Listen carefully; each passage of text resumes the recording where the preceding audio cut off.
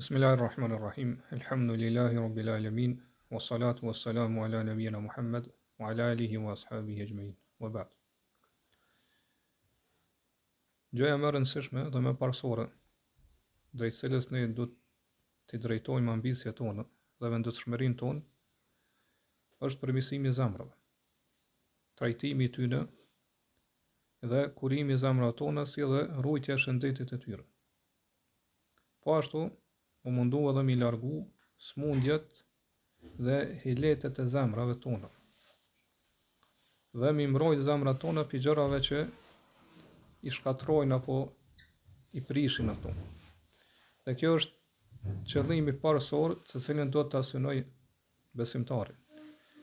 Për shkak të rëndësisë të madhe që e ka zemra për imanin, besimin dhe fenë e besimtarit, si edhe për shkak ndikimit të madh dhe efektit të madh që e ka zemra në përmirësimin e trupit apo veprave të gjymtyrëve dhe prishjen e tyre. Siç do t'i marrim për këto inshallah argumentet që do t'i lexojmë më poshtë. Inshallah, siç jeni të njoftuar, në dersat tona do të marrim një seri që me lejen e Allahut dhe shpresojmë me qenë seria dobishme rreth haditheve, të cilat na tregojnë se si do t'i përmirësojmë zemrat tona.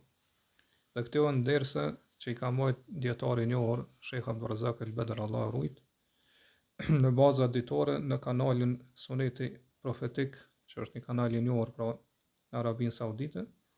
Prandaj shpresojmë te Allahu subhanahu wa taala që me pas dobi dhe bereqet në këto derse, si dhe me qenë këto derse ndihmtar për neve, që mi përmirësu zemrat tona, pse siç e dim pra zemrat tona janë në drejtimin dhe rregullimin e Allahut subhanahu wa taala. Pra ai drejton edhe e orienton ato siç dëshiron. Pra Allahu është Zoti i tyre, mbrojtës dhe kujdestari i zemrave tona, askush tjetër përveç Allahut. Dhe tema e parë që do ta marrim sonte inshallah është që zemra është baza edhe piknisja e gjitha veprave dhe adhurimeve tona. Dhe për këtë tregon hadithi i njohur që transmetohet te Buhariu dhe Muslimi prej Numan ibn Bashirit radhiyallahu anhuma, i cili tregon thotë kam dëgjuar pejgamberin sallallahu alaihi wasallam të thotë, edhe kur e tregon këtë hadith i ka vendosur dy gishtat e tij tregues të veshët. Por më tregu që e ka dëgjuar direkt prej pejgamberit sallallahu alaihi wasallam. Edhe ka memorizuar mirë këtë hadith. Dhe në këtë hadith pejgamberi sallallahu alaihi wasallam ka thënë innal halala bayyinun wa innal harama bayyin wa bainahuma mushtabihat. La ya'lamuhunna kathirun min an-nas. Vërtet halali është i qartë dhe harami është i qartë dhe mes tyre ka gjëra të paqarta. E shumica njerëzve thot nuk i dinë këto gjërat e paqarta. Faman ittaqa ash-shubuhati istabra li dinihi wa 'irdihi. Ai që ruhet pikë këtyre gjërave që janë dyshimta dhe të paqarta, ai e ka ruajtur ose e ka pastruar fenë e tij dhe nderin e tij. Wa man waqa'a fi ash-shubuhati faqad waqa'a fi al-haram. Ndërsa ai që mbie në këto gjëra dyshimta, waqa'a fi al-haram, ka rënë në haram. Ka rënë në ndalesë. Pastaj e bën një shembull pejgamberit sallallahu alaihi wasallam këtë hadith ka ra'i yar'a hawl al-hima. Sikur një çoban i cili run dhënat e tij rreth kullosës së mbretit. Yushiku an yarta'a fi, sa shumë let ato dhënat mundet me hite kullosa mbretit edhe me kullotat. Wa inna li kulli malikin hima. Sa të vjen re, vërtet çdo mbret e ka këtë kufit ku i ka vendosur pra kullosën e tij, kufit e kullosës së tij. Ala wa inna hima Allahi maharimuhu. Gjithashtu thot vjen re vërtet po këto kufit e Allahut subhanahu taala që i ka vendosur janë ndalesat e tij, gjërat që i ka bërë haram. Wa anna ala wa inna fil jasadi mudgha. Pastaj vjen kjo pjesa e hadithit, po selën pra Sheikh Abdulrazak e sjell këtë hadithën në këtë temë. Thot ala wa inna fil jasadi mudgha, vërtet në trup është një copë mishi. Idha salahat salaha al-jasadu kullu. Nëse ajo përmirësohet i gjithë trupi. Wa idha fasadat fasada al-jasadu kullu. Nëse ajo copë e mishit prishet, atëherë prishet i gjithë trupi. Ala wa hiya al-qalb, thot vërtet ajo copë e mishit është zemra. Po ky hadith konsiderohet si bazë edhe parim në temën e përmirësimit të zemrave. Qase çush kena më shpjeguar më poshtë, po hadithi më na tregon që përmirësimi i zemrave apo prishja atyre vërtet përmirësimi veprave, pra gjymtyrëve dhe prishja atyre është në varësi të përmirësimit apo prishjes së zemrës. Dhe për këtë flet Sheikhul Islam Ibn Taymija, Allah më shoh në librin e tij Majmu'ul Fatawa, thotë: "Wa fil jumlati al-qalbu huwa al-asl." Në përgjithësi themi që zemra është baza dhe piknisja. Siç ka thënë Abu Huraira, "El-qalbu malikul a'dha, wal-a'dha junuduhu." Zemra është mbretëri i gjymtyrëve, trupit. Dhe gjymtyrët janë ushtarët e tij. Po pjesët e tjera trupit, organet e tjera trupit janë ushtarët e zemrës, po mbretët e tyre. Fe idha tabel meliku, tabet junuduhu. Nëse mbreti është i mirë, atëherë edhe ushtarët kanë me qenë mirë. O idha khabutha junuduhu. Nëse mbreti është i keq, atëherë edhe ushtarët e tij do të jenë të këqij. Edhe pasaj si argument Sheikhul Islam sjell këtë hadith që sapo e lexuam. Edhe thotë që kështu po e kuptojnë që përmirësimi apo prishja e zemrës kërkon si rezultat pashmangshëm edhe përmirësimin apo prishjen e trupit. Edhe kjo është një gjë pasaj që njeriu e shfaqet dhe nuk ka mundësi me mfshih. Po në varësi të zemrës, pra edhe shfaqet se ose në veprat e jashtme tregojnë se çfarë ka në zemër. Pastaj thotë, çdo gjë që Allahu subhanahu wa taala ka bë obligim për njerëzit, për robërit e tij, patjetër që në fillim e ka bë obligim së pari për zemrën. Ka se zemra po qysh thamë është baza dhe piknisja. Ndërsa këto gjërat thotë që i ka bë obligim për robërit, thotë pas parimisht i ka bën në fillimisht për zemrën, thotë kurse për gjymtyrët e tjera ato janë vetëm deg ose pasim që e pasojnë zemrën. Prandaj thotë robi i cili është i urdhëruar apo i ndaluar me gjëra prej Allahut subhanahu wa taala, hamdallah, thotë spari e din urdhën edhe ndalesën për me zemrës së tij. Pra zemra është ajo e para që e din se a është kjo obligim, urdhën e Allahut apo është ndalesë. Prandaj thotë me këto urdhna që Allahu subhanahu wa taala pra i ka urdhëruar njerëz, edhe që i ka urdhëruar mi zbatu ato, thotë spari pra kiet për qëllim me bindjen e në shtrimin ndaj Allahut subhanahu wa taala edhe zbatimin e tyre, spari thotë është për qëllim zemra, para gjymtyrëve tjera, para pjesëve tjera të trupit. Nga se thotë dija për urdhëresën e Allahut subhanahu wa taala apo ndalesën e tij edhe zbatimin e këtij urdhit të Allahut subhanahu wa taala, thotë kjo dija i paraprin ekzistimit të asaj vepre, e cila është urdhëruar prej Allahut subhanahu wa taala, siç është pra për shembull namazi apo zakati apo agjerimi. Prandaj thotë nëse njeriu shmangët edhe nuk don me mësu se çfarë ka urdhëruar Allahu subhanahu wa taala, nuk don me ditë, me njohë se çfarë ka urdhëruar Allahu subhanahu wa taala, si dhe nuk e synon, nuk e ka për qëllim zbatimin e urdhave të Allahut subhanahu wa taala, atëherë thotë zemra është e para e cila me katon. Po zemra është e para e cila bën me kat Allahu subhanahu wa taala para gjymtyrë dhe para pjesëve tjera të trupit. Pra zemra është mëkatari i parë. Kurse të tjerat thotë pjesët e tjera të trupit thjesht e ndjekin edhe e pasojnë zemrën. Prandaj thotë Allahu subhanahu wa taala ka thonë për personin i cili konsiderohet pra sheki i fatkeq i mirë, thotë fala saddaqa wala salla. As nuk ka besu, po ka besu të vërtetën, as nuk u fal. Walakin kadhaba wa tawalla. Mirë po ka përgënjeshtruar dhe u shmang, u largu. E ka kthy kurrizën. Ndërsa për besimtarët që do të arrijnë lumturinë këtë botë dhe botën tjetër, siç e dimë pra Allah në shumë ajete e bën bashkë mes imanit dhe veprave të mira. Thotë innal ladhina amanu wa amilus salihat. Vërtet ata që kanë besuar dhe kanë bërë vepra të mira. Pastaj vazhdon Sheikhul Islam dhe thotë gjërat me të cilat Allah subhanahu wa taala i ka urdhëruar njerëz janë dy lloje. Dhe ne po e marrim vetëm llojin e parë që përmend Sheikhul Islam, thotë lloji i parë pra janë veprat e jashtme, që njeriu i bën me gjymtyrët e jashtme të tij. Dhe nuk ka mundësi thotë që njeriu mi bë këto vepra, mi kry këto veprat e jashtme, veç se kur këto, çush e shpjegoj edhe më lart, po kur për këto vepra të jashtme ka dije, njohuri edhe dëshirë mi vepru ato. Nga se po piknisja këtyre vepra të jashtme është zemra. Siç është rasti thotë me abdesin, me guslin, me veprimet e namazit, që është pra qëndrimin apo rukuja apo sejdja, pastaj ritualet e haxhit, siç është qëndrimi në Arafat apo tavafi. Thotë nëse këto vepra të jashtme janë po fjalë që i nxjerr prej gjuhës, atëherë thotë zemra në këtë rast është edhe më e veçantë se sa, ose piknisja për zemrës është edhe më e veçantë se sa në veprat që i kryen me gjymtyrë të tjera. Prandaj thotë patjetër zemra spari duhet me pas dije, njohuri për një gjë që ekziston pasi të thot apo për një gjë që e dëshiron me e thonë, po patjetër do të kësaj mi parapri pra dija e zemrës. Për këtyre fjalëve Sheikhul Islamit neve në u bëhet qartë që zemra pra është piknisja dhe baza në të gjitha veprimet edhe fjalët e tona. Pra që Allah subhanahu wa taala ka urnu për i veprimeve të jashtme, qysh e tha Sheikhul Islami, patjetër do të zemra spari me njoft, me ditë edhe me dëshiru, me synu. Po ashtu edhe njëjta thuhet edhe për fjalët. Ato fjalë që Allah subhanahu wa taala i ka urnu neve pra mi thonë, patjetër do që zemra mi ditë ato, mi njoft edhe mi synu apo mi dëshiru.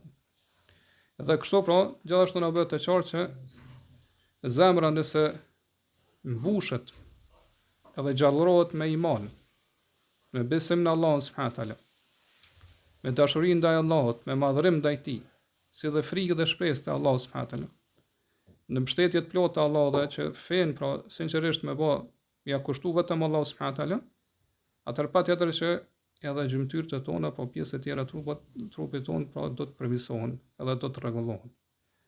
Madje nuk ka mundësi që një gjë në cilën ka urdhëruar Allah subhanahu wa taala që bëhet pra në formë të jashtme, të jetë e plot, po të plotësohet dhe të përkryhet përveç se përmes këtyre adhurimeve të zemrës që i përmendëm më lart. Përndryshe, nëse njeriu bën vepra të jashtme, pa i pasur të adhurimet e brendshme, që i përmendëm më lart, atëherë njeriu është munafik, është hipokrit. Pastaj vetë që ato adhurimet e zemrës që i përmendëm më lart, pra që janë që do të më pas besimtarin në zemrën e tij, vetë janë shkaku dhe arsyeja që e detyrojnë njeriu me bë vepra të jashtme. E shtyn njeriu me bë vepra të jashtme, të cilat janë pastaj në përputhje të plotë me këto veprat apo adhurimet e brendshme të zemrës, po janë në përputhje të plotë sa i përket pastërtisë edhe sa i përket qëndrueshmërisë në fe. Po sa më të pastra që janë adhurimet e zemrës, aq më të pastra do të jenë adhurimet e gjymtyrëve. Sa më stabile dhe qëndrueshme do të jenë adhurimet e zemrës, ose veprat e zemrës, po ashtu më të qëndrueshme dhe stabile do të jenë edhe adhurimet e gjymtyrëve pa ose të jashtme. Prandaj pikësoj me kuptojnë se mi njoft dispozitat e zemrës është më e rëndësishme se sa mi njoft dispozitat e jashtme me veprave që i bëjmë me gjymtyrë. Nga se shohim që këtë aty është baza dhe piknisja. Dispozitat e veprave të jashtme janë vetëm degëzim i këtyre pra dispozitave të zemrës. Gjithashtu zemra është vend shikimi i Allahut subhanahu wa taala. Po vendi ku Allah subhanahu wa taala hedh shikimin e tij te robërit është zemra. Siç ka thënë pejgamberi sa në hadithën e Buhariut që transmetohet te Muslimi, thotë inna Allaha la yanzuru ila ajsadikum wa la ila suwarikum walakin yanzuru ila qulubikum. Allahu nuk shikon në trupat e juaj. Po kush është më i fuqishëm, më i madh kështu më radh. Po ashtu nuk shikon në pamjet e juaja, kush është më i bukur, më pak i bukur. Mirë po thotë shikon në zemrat e juaja. Edhe pastaj për asam ka vënë me gisht, ka gjoksi i tij. Po ashtu te Muslimi transmetohet hadithi i Buhariut, ku pejgamberi sallallahu alaihi wasallam thotë, "Et-taqwa ha huna." Devotshmëria është këtu. Edhe thotë ka bë 3 herë me shenjë ka gjoksi. Po 3 herë ka thonë edhe ka bë me shenjë ka gjoksi. Këtu është devotshmëria, pra baza dhe piknisja e devotshmërisë. Prandaj prapë e shohim që zemrat e njerëzve janë, që është thamë deri tash, baza dhe themeli. Nëse ato po drejtohen në devotshmëri ndaj Allahut subhanahu wa taala me sinqeritet edhe vërtetësi, atëherë patjetër që edhe gjymtyrët do drejtohen, do thotë do të veprojnë drejt, duke punuar dhe vepruar në bindje ndaj Allahut subhanahu wa taala, pra duke nështruar Allahut edhe duke kërkuar ose synuar me arrit kënaqësinë e Allahut subhanahu wa taala. Dhe në këtë kuptim ka ardhur hadithi tjetër që transmetohet te Imam Ahmedi, pa Enes ibn Malikut dhe Sheikh Albani e vlerëson si hadith sakt pra autentik, thotë pejgamberi sallallahu alaihi wasallam la yastaqimu imanu 'abdin hatta yastaqima qalbuhu. Imani njeriu nuk mund të jetë i drejtë, po i qëndrueshëm në rrugën e drejtë përderisa nuk drejtohet zemra e tij. Dhe Ibn Rajab Allahu mëshiroft e shpjegon shumë mirë këtë hadith, thotë qëllimi me drejtimin e imanit është mu drejtu veprat e jashtme. Po veprat e jashtme njeriu nuk mund të jenë në rrugën e duhur, po të jenë të drejtuara ashtu siç kërkohet, përderisa nuk drejtohet zemra e tij. Edhe kuptimi i drejtimit të zemrës, pra zemra me qenë e qëndrueshme dhe stabile dhe në rrugën e duhur dhe drejt, Thotë është që zemra të jetë e mbushur plot me dashuri ndaj Allahut, edhe me dashuri ndaj bindjes për Allahun subhanahu wa taala, po me nështru Allahut edhe me adhuru Allahun, si dhe të jetë e mbushur me urrejtje dhe moskënaqësi ndaj në raport me mëkatet Allah subhanahu wa taala, po me urrejt gjunat edhe mëkatet që i bën Allah subhanahu wa taala. Dhe këtë kuptim ka ardhur e theri për Hasan el-Basriut, Allah më shëroft, i cili i thot një personin dawi qalbak, kuraje edhe mjekoje vazhdimisht zemrën tonë. Fa inna hajat Allah ila al-ibadi salahu qulubihim, nga se ajo që Allahu e dëshiron për njerëzve, edhe kërkon për tyre është me përmirësu zemrat e tyre. Kjo është ajo Allah që e kërkon për neve. Nga se vazhdoni Ibn Rajab e shpjegon këto, thot, nuk ka mundësi që zemra e njeriu të përmirësohet përderisa në të nuk vendoset njohuria, dituria ndaj Allahut, madhëria ndaj tij, dashuria për Allahun, frikë respekti, do ndroja ndaj Allahut subhanahu wa taala, shpresa në të edhe mbështetja në Allahun subhanahu wa taala. Madje nuk mjafton vetëm me pas këto gjëra thot në zemrën tonë, mirë po që sa më lart që kjo zemër të jetë e mbushur me këto adhurime. Edhe thot kjo është realiteti i tauhidit. Kjo është realiteti i tauhidit, pra veçimit Allahut me adhurim. Dhe thot kjo është kuptimi, domethënia fjalës la ilaha illallah. Nuk ka të adhuruar me tjetër përveç Allahut. Nga se thot nuk ka mundësi që zemrat përmirësohen, të rregullohen përderisa i adhuruar i tyre, cilën e adhurojnë, i nënshtrohen, e njohin, e dojnë edhe i friksohen të jetë Allah subhanahu wa taala i vetmi, pa ortak. Andaj thot sikur të kish pas në tokë dhe që i të adhuruar tjetër përveç Allahut, atëherë siç e dim, po që ka ardhur edhe ajeti, ishin shkatruar që të tokë, këtë univers i shkatruar. Po në zemrat nuk kanë të adhuruar tjetër përveç Allahut subhanahu wa taala. Përveç nuk kanë dikon që do të më friksu, më shpresu, më adhuru, më ju nështru përveç Allahut subhanahu wa taala. Siç ka thënë Allah në surën Anbiya në ajetin 22, "Law kana fihi ma alihatun illa Allahu la fasadata." Sikur të kish pas qiell dhe tokë, të adhuruar tjerë përveç Allahut, atëherë ato ishin shkatruar. Prandaj vazhdoni Ibn Rajab thotë për kësaj pe kuptojna që përmirësimi i botës qiellore, po të sipërme edhe botës të poshtme toksore, bëhet vetëm atëherë, po dy botë bashk, po këtë universit bëhet vetëm atëherë kur zemrat e banorëve të qiellit dhe tokës po lvizin vetëm për Allahun subhanahu wa taala. Zemrat e banorëve të qiellit, po melekëve, edhe tokës, po lvizet e këtyre zemrave bën vetëm për Allahun subhanahu wa taala. E pastaj lvizjet e trupave që është andaritasht vinë si rrjedhoj apo si pasim i lvizjeve edhe dëshirave të zemrës. Prandaj thot, nëse lvizja dhe dëshira e zemrës të jetë gjitha të jenë vetëm për Allahun subhanahu wa taala, atëherë kjo zemër është përmirësuar dhe patjetër që kanë përmirësuar edhe lvizjet, të gjitha lvizjet e trupit. Nëse thot lvizja e zemrës dhe dëshira e saj është për dikon tjetër përveç Allahut, atëherë ka u prish zemra dhe ka u prish po gjithashtu kanë u prish edhe lvizjet e trupit. Po varësisht se sa është prish lvizja dhe dëshira e zemrës. Po sa më shumë që prishet edhe trupi. Dhe këto përfundojnë fjalët e Ibn Rajabit, Allahu mëshiroft. Pastaj në dy sunene, vërtet në sunene, në librat e hadithit, pejgamberi sa ka ardhur hadithi ku tregohet se pejgamberi sallallahu alaihi wasallam ka thënë: "Men a'ta lillah wa mana'a lillah wa habba lillah wa abghada lillah faqad istakmala al-iman."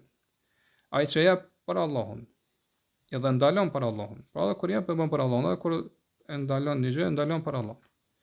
Edhe don për Allahun, pra don dikon për Allahun, edhe urren për Allahun, kjo e ka plotësuar imanin. Edhe këto Ibn Rajab vazhdon e shpjegon këtë hadith thot, kuptimi i kësaj është që po gjitha lvizjet e zemrës së trupit të jenë vetëm për Allahun subhanahu wa taala. Kush vepron kështu, imani i tij është plotësuar. Po është plotësuar imani i jashtëm edhe i brendshëm. Po është plotësuar imani i jashtëm edhe imani i brendshëm i tij. Thotë nga se çështë është shpjeguar deri tash, po përmirësimi i lvizjeve të zemrës sot kërkon patjetër me domos që të përmirësohen edhe lvizjet e gjymtyrëve. Nëse zemra është e mirë, e shëndosh, edhe në zemër nuk ka, do të thotë, dëshirë, synim për diçka tjetër përveç për Allahun subhanahu wa taala, atëherë thotë edhe gjymtyrt kanë me lviz, kanë me funksionu në këtë drejtim. Pra kanë me dëshiru vetëm Allahun subhanahu wa taala.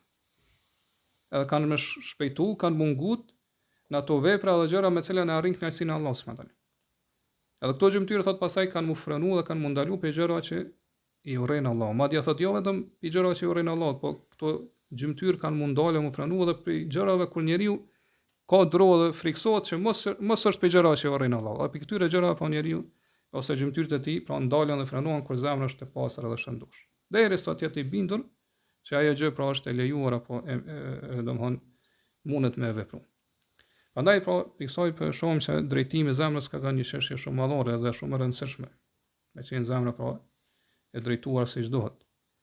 Edhe siç e dim pra shumica e njerëzve, shumica e muslimanëve, ndoshta pra i kushtojnë rëndësi më të madhe përmirësimit të jashtmes, përmirësimit veprave të jashtme.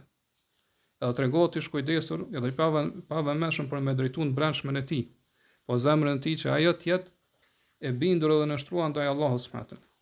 Po të jetë e kthyer ka Allahu në mënyrën në formën më të mirë.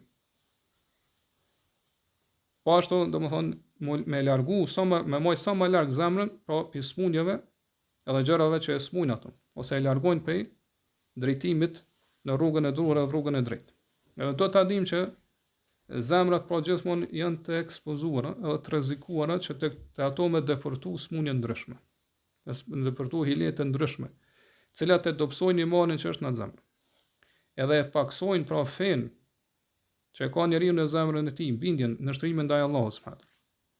Prandaj pra me drejtu zemrën në bindje ndaj Allahut subhanahu wa taala, duhet që njeriu pra vazhdimisht çu ponte deri tash edhe te theri Hasan al-Basriu do të vazhdimisht mu marr me zemrën e tij, vazhdimisht me trajtu ato, me mjeku, me kuru, po zemrën edhe nefsin e tij, shpirtin e tij. Po me bë mund të madh, në farë mënyrë me bë luftë që me mbajt zemrën e tij sa më larg smundjeve. Sa më larg që thon këtyre hileteve që e godasin zemrën edhe i shkaktojnë smundje dhe dobësi e saj. Nga se zemrat po do ta kemi parasysh këto, edhe të jemi të bindur, po gjithmonë me pas parasyve tonë që zemrat smun ashtu që smun trupat. Po zemrat tona smun ashtu që smun trupat. Madje smundja që i godet zemrat është shumë e madhe më e rëndë sesa edhe më e rrezikshme sesa smundja që i godet trupat tonë. E për gjërave më të rëndësishme që do të më kushtojnë këtë aspekt, pra në raport me zemrat është pas kujdes që zemra me pas të shëndosh selim. Pra të shëndosh për këtyre smundjeve, me maj të shëndosh për këtyre smundjeve. Ka se kjo është ajo gjëja që njeriu t'i bën dobi, po me dobi të madhe në ditën kur e takon Allahu subhanahu wa taala, kur ka më qëndru para Allahut subhanahu wa taala. Gjëja që ka më të bëj ty dobi kur qëndron para Allahut subhanahu wa taala është që zemra jote me kon selim, me kon e shëndosh.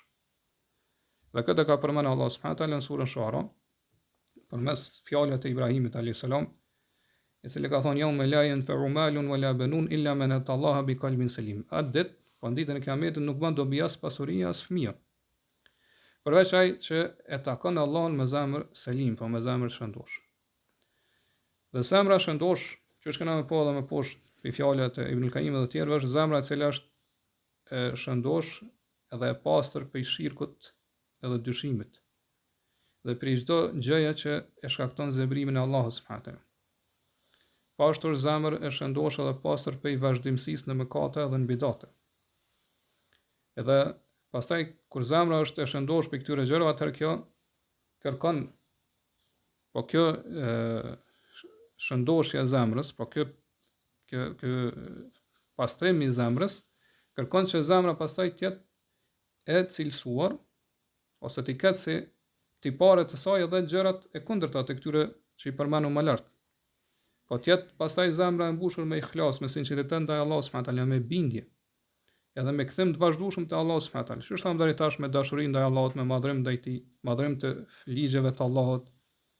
Nga se zemra kur është e përshkruar ose e cilësuar me këto gjëra, atëherë patjetër do të jetë edhe e shëndosh ose e pastër për gjërat që kundërshtojnë.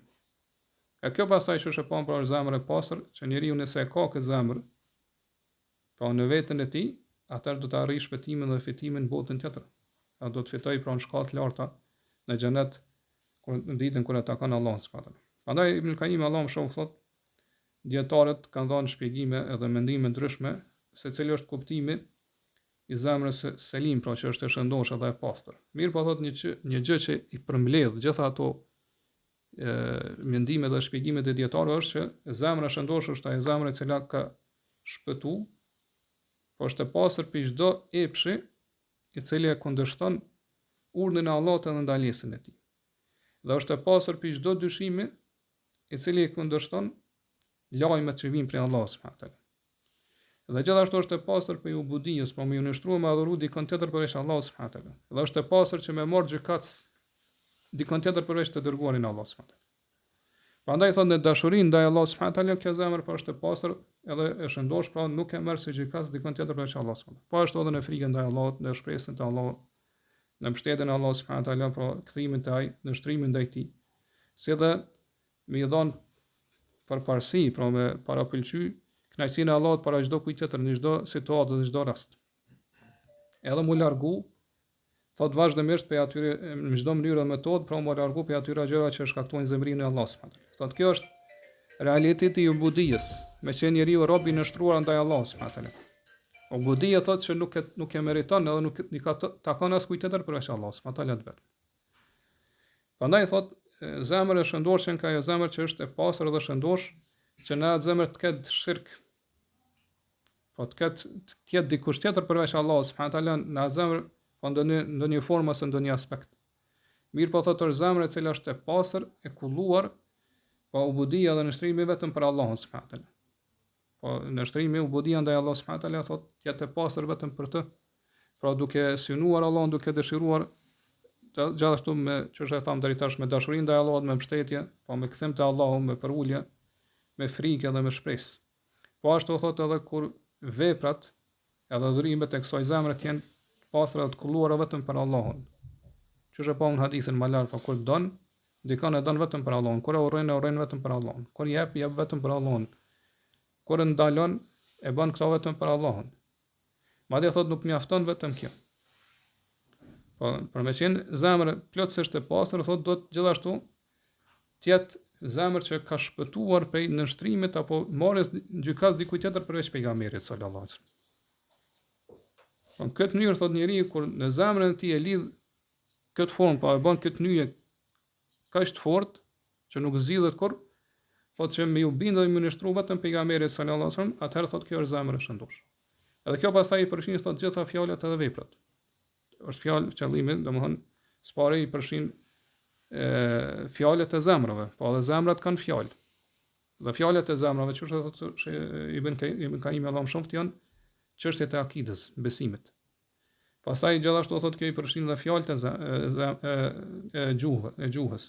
Po fjalët e gjuhës, thotë kjo janë, domethënë fjalët e gjuhës janë ato që njeriu përmes tyre tregon se çfarë ka në zemër. Pastaj i përfshin veprat e zemrave, e që janë pra dëshira, dashuria, urrejtja dhe gjërat që i ndjekin edhe i pasojnë këto. Dhe gjithashtu i përfshin edhe gjymtyrët, vërtet veprat e gjymtyrëve. Prandaj thotë te kjo zemër, gjykatësi vetëm që gjykon në të gjitha çështjet, qofshin të vogla apo të mëdha, është shpallja me cilën ka ardhur pejgamberi sa. Kjo është gjykatësi dhe gjyqtari vet. Po personi i cili ka këtë zemër, thotë nuk del kur para pejgamberit sallallahu alajhi wasallam, ose para Allahut dhe pejgamberit sallallahu alajhi wasallam. Qoftë në çështjet e akidës, qoftë në ndonjë fjalë që thotë apo vepër që vepron.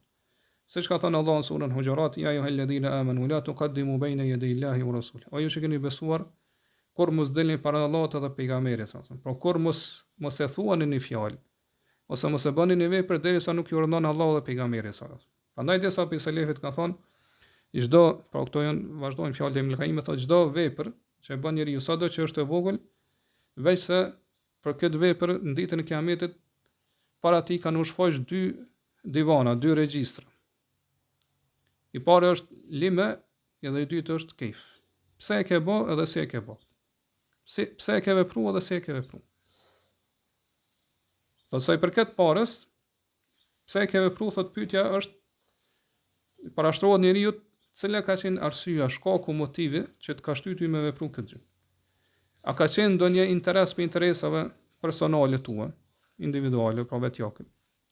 Apo ka qenë ndonjë për qëllime dhe synimeve edhe dobive të kalimtare të kësaj botës, për shembull më të lavdëru njerëz, apo ke pas frikë që mos njerëz po të nënçmojnë ty, po folin fjalë fyse pse nuk po bën ato atë vepër. Apo ke pas dëshirë po që me përfitu ndonjë prej gjërave dashura të përshpejtuara kësaj bote, apo me largu ndonjë gjë të rryer të përshpejtuar në këtë botë. Apo motivi edhe shtytsi për me bëhet vepër thotë është që ti me zbatu drejtën e Allahut subhanahu wa taala, drejtën e ubudijës, qenet për rob në i adhurues Allahut subhanahu wa taala, me kërku pra dashurinë dhe afrimin te Allahu subhanahu wa taala. Edhe me kërku një rrugë metodë për me cilës afrohesh te Allahu. Cila po ka qenë motivi apo arsyeja pse ke bërë këtë vepër. Prandaj thot pyetja që i parashtrohet njeriu në këtë rast, ose domethënë ajo që e përmbledh këto është që ajo që a ke bërë këtë vepër për Zotin ton, apo e ke bërë këtë vepër për ndonjë interes edhe për dëshirën tonë, ndonjë prej dëshirave tua. Ndërsa pyetja e dytë që është si e ke vepruar, thotë qëllimi është pyetje që parashtrohet a ke pasu pejgamberin sallallahu alajhi wasallam në këtë adhurim. Pra, këtë vepër që e ke kryer, a ke vepruar në bazë të asaj që e ka ligjësuar Allahu subhanahu wa taala përmes gjuhës të pejgamberit sallallahu alajhi wasallam, apo është vepër që Allahu subhanahu wa taala nuk e ka ligjësuar dhe nuk është i kënaqur me të. Prandaj thot pyetja e parë është pyetje që parashtrohet për ikhlasin, sinqeritetin, po a ke bërë këtë vepër të pastër dhe të kulluar vetëm për Allahun? Edhe pyetja e dytë është pyetje që parashtrohet për pasimin. Po a ke pasuar këtë vepër pejgamberin sallallahu alajhi wasallam apo jo? Nga sa thotë Allahu nuk pranon vepër veç se nëse i plotson këto dy kushte. Asnjë adhurim ton vepër ton nuk e pranon pa i plotsuar këto dy kushte. Prandaj thotë rruga për me shpëtu, po njeriu me dalë i pastër ditën e Kiametit prej pyetjes së parë është me pastru, po që është me kullu sinqeritetin, po me bët veprën pastër vetëm për Allahun. Ndërsa rruga për me shpëtu prej pyetjes dytë, për me dalë pa u dënuar në botën tjetër është me realizu pasimin e pejgamberit sallallahu alajhi wasallam. Gjithashtu thot, edhe që është thamë pra me pas zemër, me pas selamet në zemër.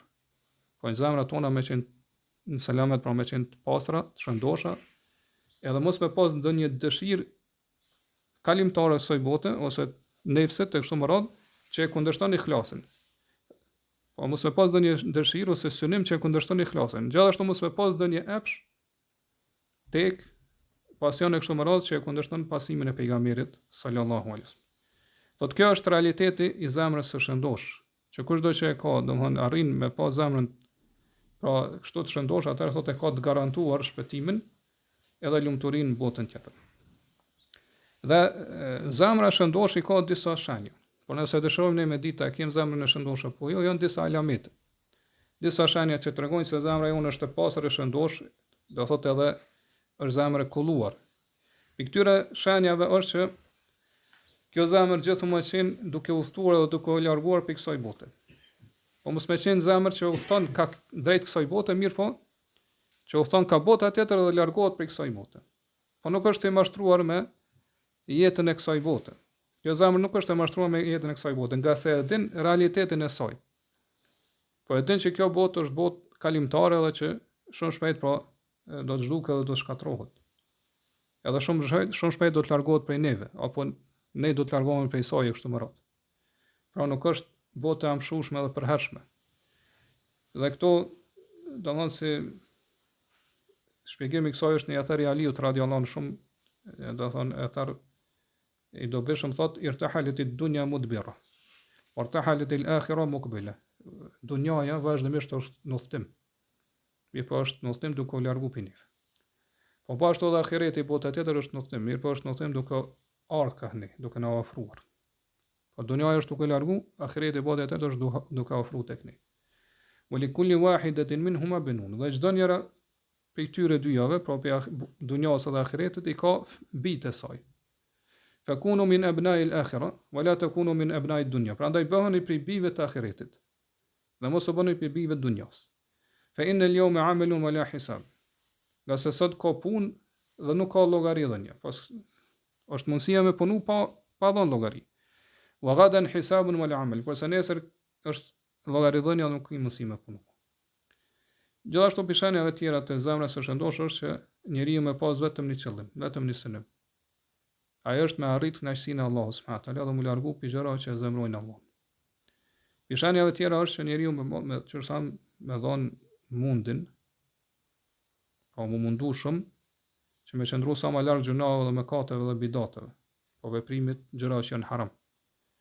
Siç thot Allah subhanahu wa taala walladhina jahadu fina lanahdiyannahum subulana wa inna Allaha la ma'al muhsinin. Vërtet ata që luftojnë, po mundohen është fjala për hir tonin, atëherë edhe ne do t'i udhëzojmë ato në rrugët tona, po që çojnë te Allahu subhanahu wa taala.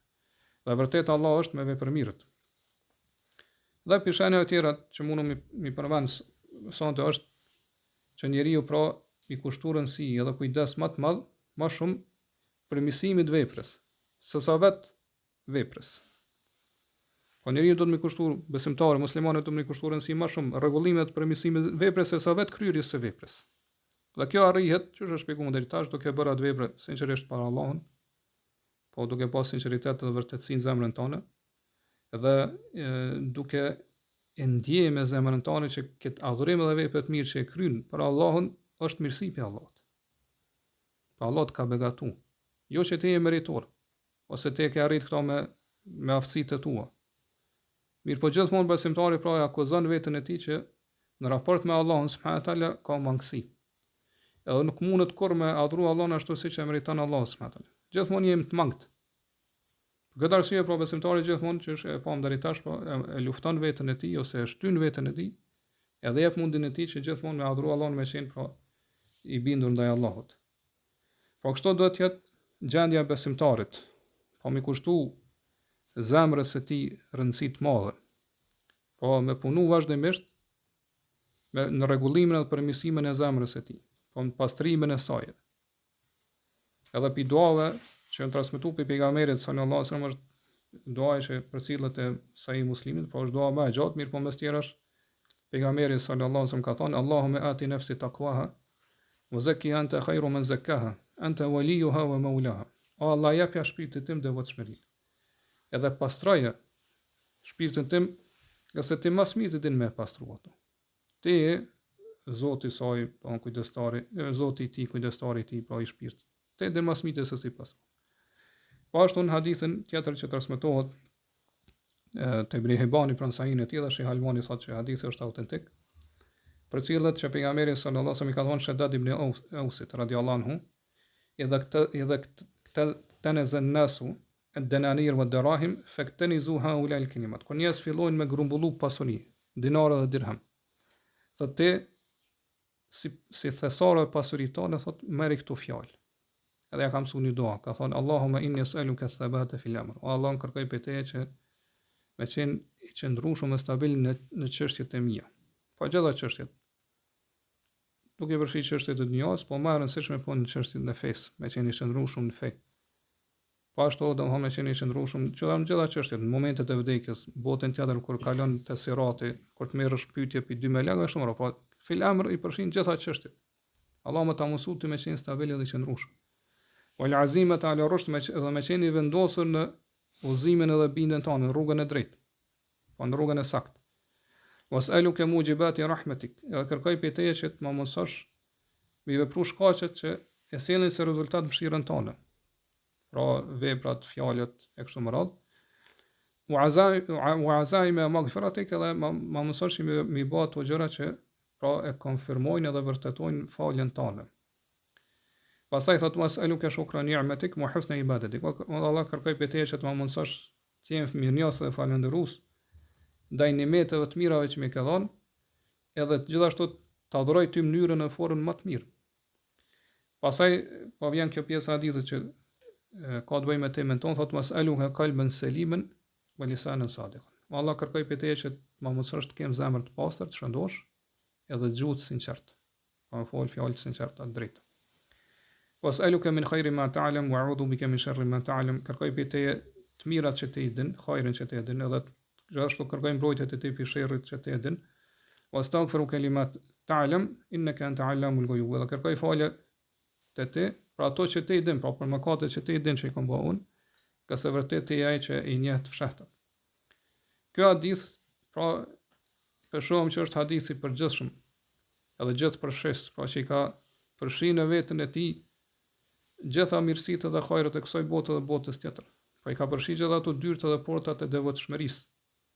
edhe virtyteve edhe veprave ose do thonë vlerave që do të mi pas besimtari. Prandaj pejgamberi sallallahu alajhi wasallam pra çuçi po në fillim të hadithit po thot këtë hadithe po konfirmon në mënyrë po kuptimin e domethënë e tij po me një konfirmim shumë të fortë edhe të madh që ne do të mi kushtuar si shumë të madhe kësaj duaje dhe me bë vazhdimisht me lut Allahun subhanallahu teala. Nga se ka ardhur disa transmetime që bëjnë këtë dua ka bën namaz. Po që i bën se e ka lut shpesh Allahun subhanallahu teala me këtë ose i ka urdhëruar sahabët që unë me bë këtë dua në namazin e tyre. Po përveç duas që Allah pejgamberi sa mëson këto me thon këtë dua, gjithashtu pejgamberi përmes saj po me na mësuan neve që mi kushtuar rëndësi dhe kujdes edhe realizimit të këtyre synimeve të larta dhe qëllime madhështore që unë përmend këtë hadith. Po njeriu nuk do të më mjaftu vetëm me dua, mirë po do të edhe mi marr shkaqe që mi realizu këto synime dhe këto qëllime. E prej tyre që u përmendën në hadith, pra mi kushtuar rëndësi edhe zemrës, po zemrës shëndoshme, pastru zemrën tonë që tham deri tash. Po pe lut Allahun që më dhon zemër të shëndosh.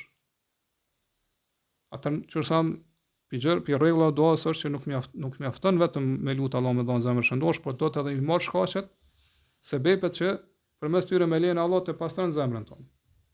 Pra e dlir ato e pastron pi që tham deri tash pi çdo gjëje që e zemron Allahun sidomos pra prej shirkut që është pavarësisht a shirku i madh apo i vogël, po si faqësia, kështu më radh pastaj pi dyshimeve, që është tham fillim dersit pra pi vazhdimësisë në bidatën, mëkate, e kështu më radh pi smundjeve, të cilat pra i shfaqen dhe i ekspozohen zemrave tona dhe i dëmtojnë shumë pra zemrat tona. Ne në fund e lutim Allahun subhanahu wa taala që më na dhon gjithë sukses, pa që me arrij çdo hajër dhe mirësi, ne përmirësoj çështjet tona, vërtet Allahu subhanahu wa taala është ai i cili është afër, i dëgjon lutjet tona dhe i përgjigjet ato. Inshallah në dersën e ardhshëm do të vazhdojmë me temën e radhës, e që janë pra cilësitë e zemrave. Po çfarë cilësi kanë zemrat e njerëzve dhe Allah subhanahu wa taala di më mirë, Allahu alem. Allahumma salli wa sallim ala nabina Muhammad wa ala alihi wa ashabihi ajma'in.